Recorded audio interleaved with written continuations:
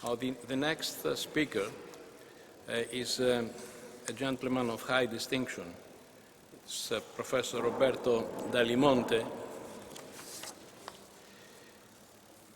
a professor of political science at Luis Guido Carli in Rome and chair of the Department of Political Sciences.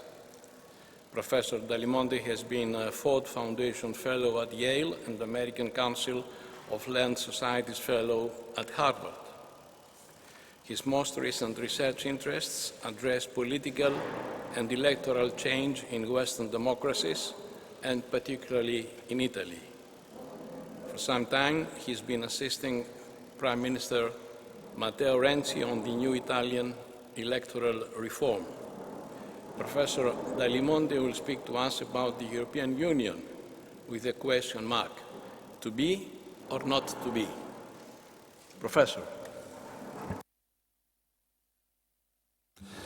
Thank you very much.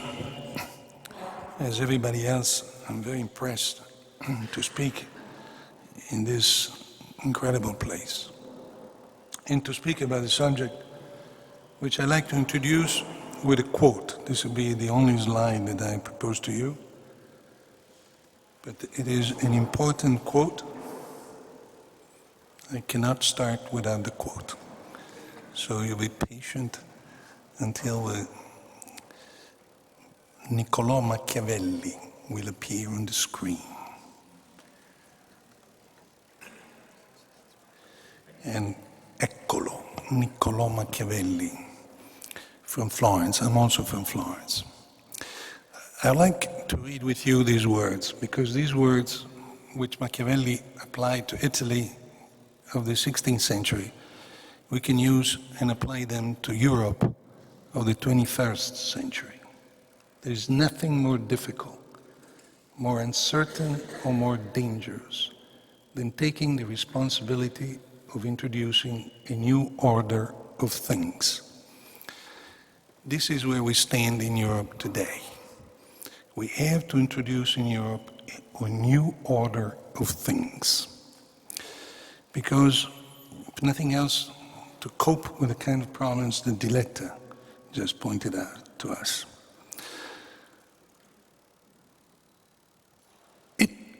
Machiavelli was writing about Italy. Italy in the 16th century was a beautiful country. We can see it here. Rich country, but was politically divided. It was not sharing the kind of political processes that were going on in Europe at the time. A new political order was emerging in Europe, like it is emerging in the world today. A political order with powerful new states, like France, Spain, England. And Italy was beautiful and divided, and we know what happened to Italy, beautiful and divided. That Italy was conquered by the Spanish, the French, and at last by the Austrians, and went down to a road of irrelevance, politically. I believe that this is where we stand in Europe today. The relationship is not, obviously, between Italy and Europe. It's between Italy and the rest of, between Europe and the rest of the world.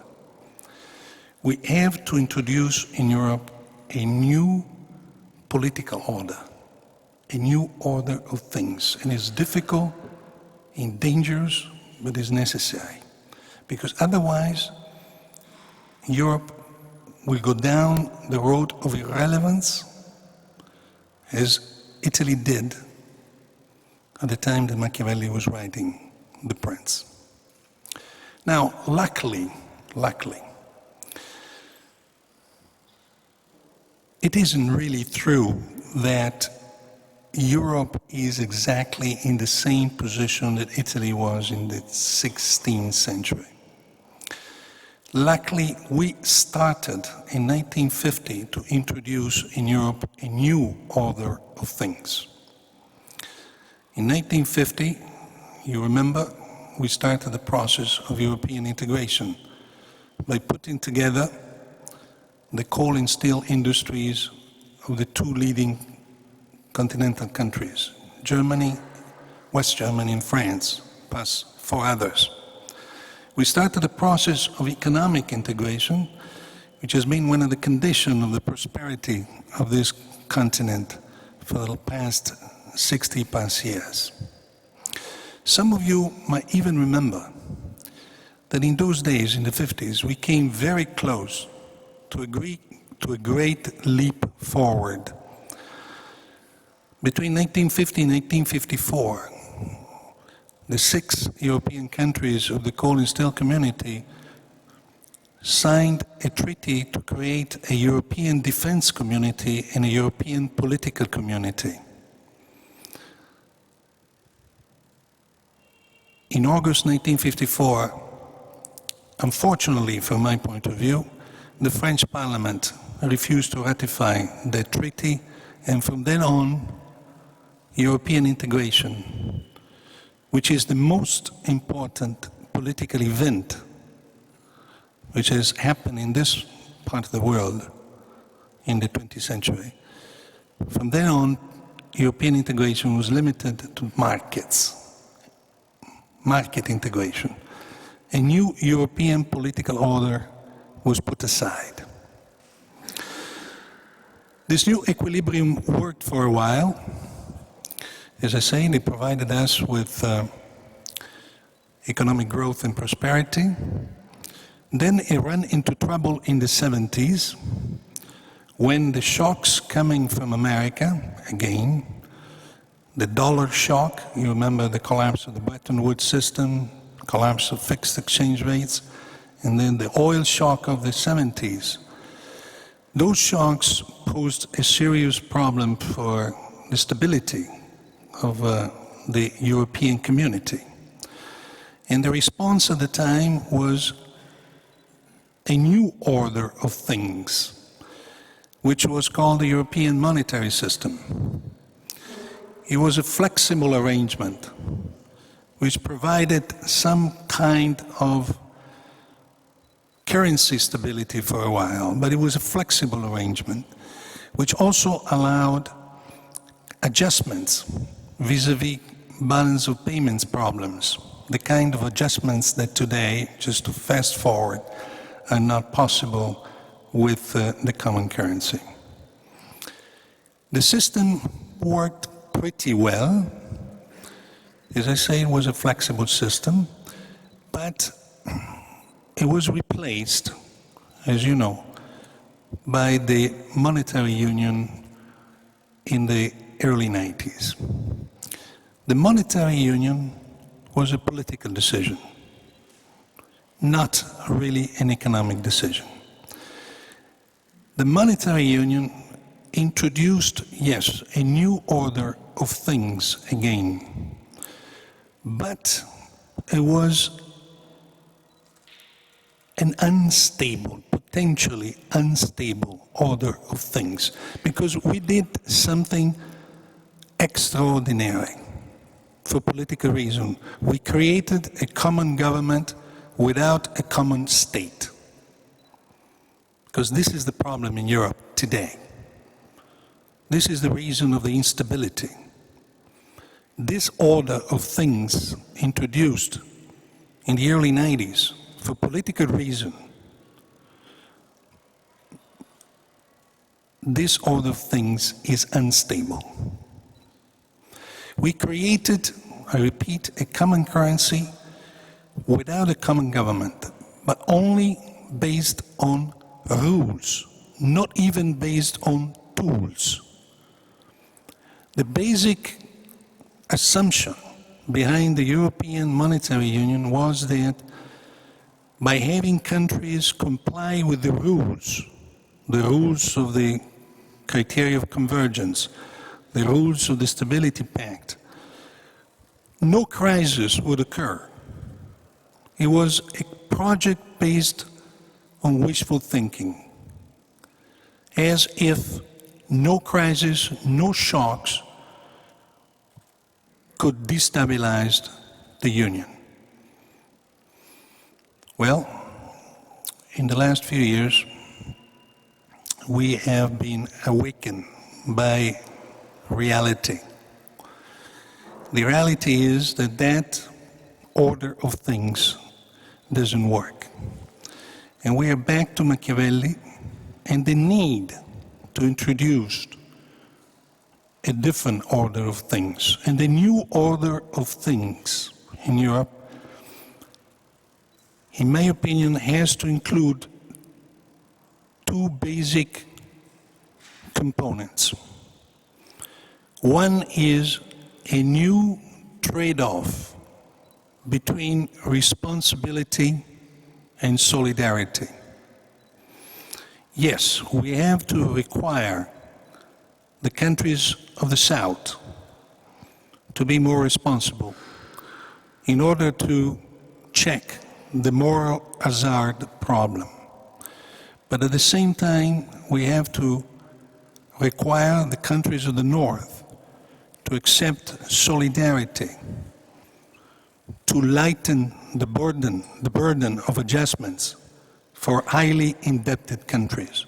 We have to work on a new and more fair trade-off between responsibility and solidarity. This has to be a necessary component of the new order of things. In my opinion, what has happened between Greece and the European partners was not fair enough. The second component has to be a new responsibilities for European institutions.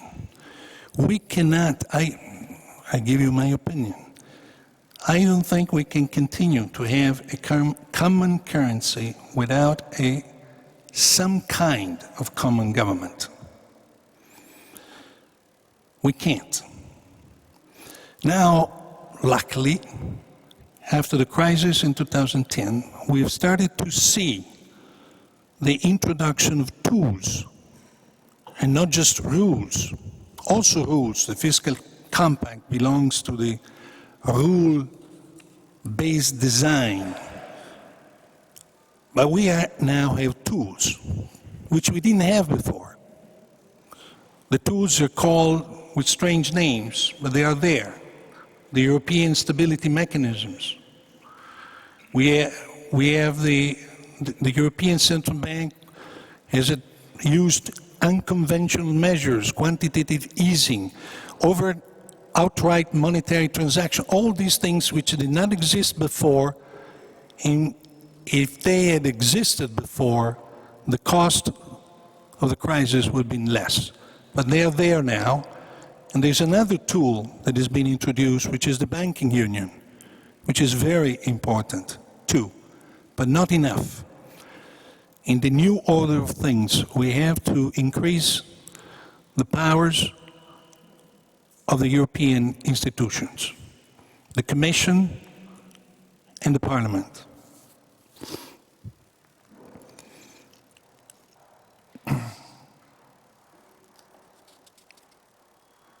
Are there the conditions for doing this? Frankly, I do not see yet the conditions to move forward in this direction. The European public is skeptical. We've seen it. In every elections, in every survey, the European public is skeptical about giving more power to the European institutions. But the European public is also not willing to move back. This is where we stand now. In this unstable equilibrium whereby European voters are not willing to go forward towards some kind of European state, but they're not willing to go back. Every survey that we do across Europe tells us that the European voters do not want to give up the euro. And actually, they would like to see a common European foreign policy and a common European defense policy. But at the same time, they don't want to strengthen European institutions. This is the unstable equilibrium that we are in the middle of it. Unfortunately, this unstable political equilibrium creates a non-sustainable economic situation. And if we are incapable of solving this dilemma, then I'm afraid we'll go down the road Italy went down in the 16th century, a road of marginalization, political and economic, and irrelevance. We need a new prince, or maybe a new princess, to provide the leadership for solving this dilemma. But this is our historical necessity today. Thank you very much.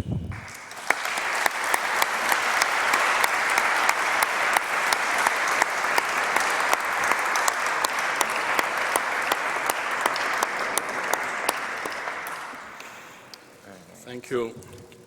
Thank you, Professor. The warmth and rapturous applause is an indication of how well your speech was received. You managed to introduce your subject, one of immense complexity, within your allotted time, and you did it with clarity and conviction, drawing parallels between Italy in the past and the European Union today. You adopted a balanced approach between what the southern and the northern European countries should do in order to enable the Union to carry on through a new order of things. You also addressed the delicate issue of the relationship between the Commission and the European Parliament, and maybe we may discuss it during the question time period. And also, you raised the issue of a common European foreign and defense policy, the big unknown. Thank you very much. We are grateful to you.